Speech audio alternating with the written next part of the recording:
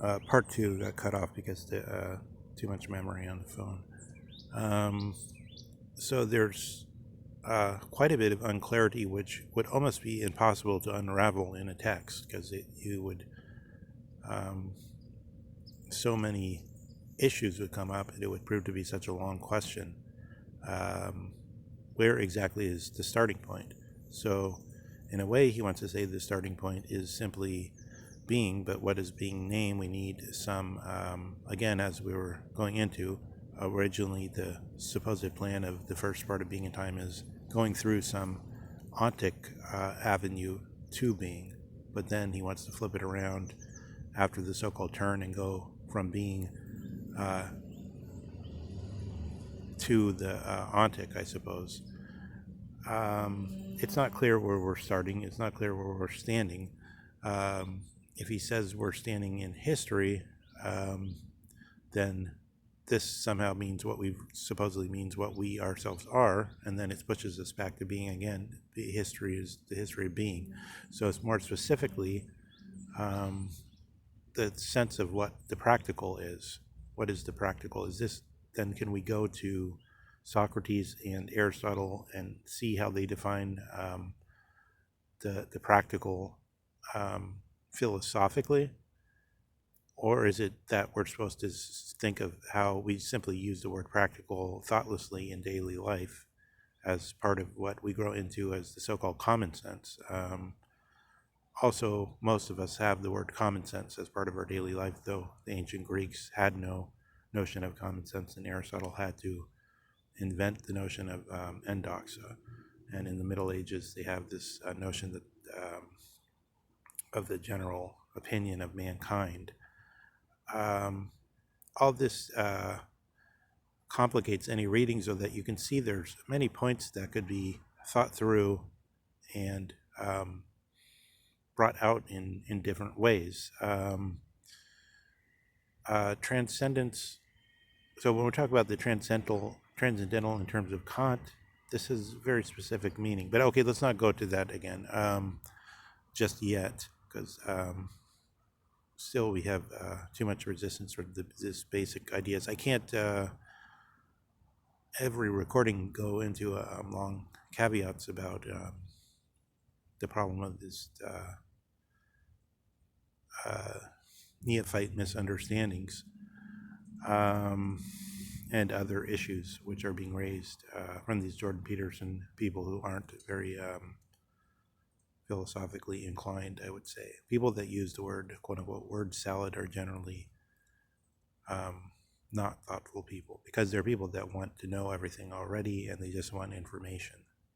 In other words, basically you understand everything, but you could have new information. They don't want a basic change in their understanding. They're not attuned to that. That's what we have to become attuned to. Think Heidegger. That's why he wrote all those 100 works afterwards, because he's still finds something thought worthy in the things that he already knows. So this issue of the practical leads me to the issue that even though it's true in one sense, what he's saying is, in the sense of direct observation, what he's saying is a chemist, for instance, who goes into the lab already has his common sense understanding of the world. And then the scientific understanding is something on top of that.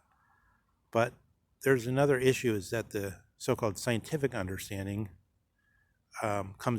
flows back into common sense, so that many people grow up with the scientific understanding. So, for example, Kant thought it was impossible that religion would ever go away, in the sense, not that it would go away totally, but that it would go away from the public sphere, that it wouldn't be guiding as a supervision over education and the public sphere in general. He thought most people would always find religion more important than science, which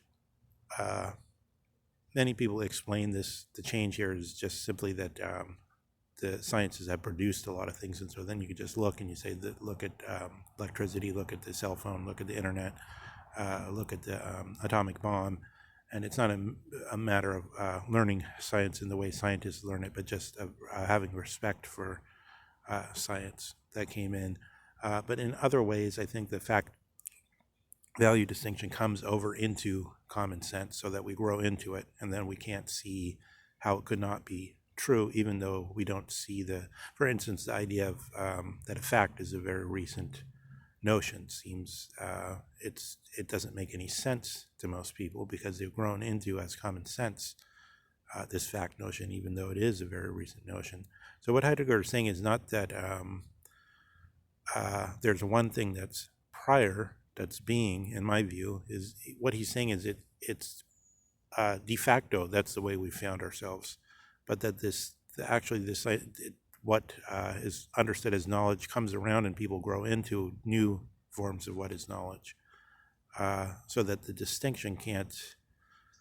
We're in a topsy-turvy situation where the distinction is just haphazard. I mean, that's part of the whole existential notion that we're groundless in a sense, and that depending on where we come in, we're going to have a different common sense, and that means a different notion of what knowledge is, even if we don't have various notions of knowledge which come in only from secondary schooling or from PhD programs or in some other, or from the study of some advanced subject matter that we didn't have from the family when we were growing up, but we might have got that very early on too. Strauss always gives the example of the most simple things of the ability to distinguish a tree from an acorn, or a human being from a tree, human being from an oak, I guess is the example he gives. That there's some basic knowledge, things we take for knowledge, and I think this corresponds to what Plato calls the pistis, that are always there. But I hope the point comes across a little bit, is that all these, what Heidegger is doing is, since he has all this motion in the basic concepts, you can't just repeat a phrase. So usually the way I think we can get away with that, so say you did have a phrase, like for instance, I was accused of not understanding what libertarian means, but many people have different understandings of what libertarian means. But how would you get a basically solid sense of what libertarian means? You'd just ask, like, what policies are they for? So then you would have a kind of back and forth where you could say libertarians are people that are for these policies and against these and these policies, against. Then you'd have some problems where there's some is like, is it a slogan or is it a real policy they're talking about? We're anti-government, but actually they're for some regulations and against other regulations. They're for law enforcement, which is the physical and most clear manifestation of government, but they're against hampering small businesses. They're against certain other regulations. Once you got into it, you could give it, as it were, a de facto political pollster's definition. But nonetheless, then you would wonder, sort of, don't the libertarians have, in a certain way, a direction in which they're pointing, which goes beyond what's on the ballot right now, which points to a way of life in some sense. Many questions arise such that one cannot stick with the sort of assumed Sukarion or shrunken soul version of just the memory, or the version of just the sort of making noises that the other people recognize and nod to immediately. You see that there's room there in the everyday political concepts, but ultimately these everyday political concepts come over to the more abstruse concepts, even over to a concept of being, and to the way Heidegger is, or has repeatedly thought through these same sets of relatively simple on the surface concepts, staying, as Lao Tzu says, remain in the same track.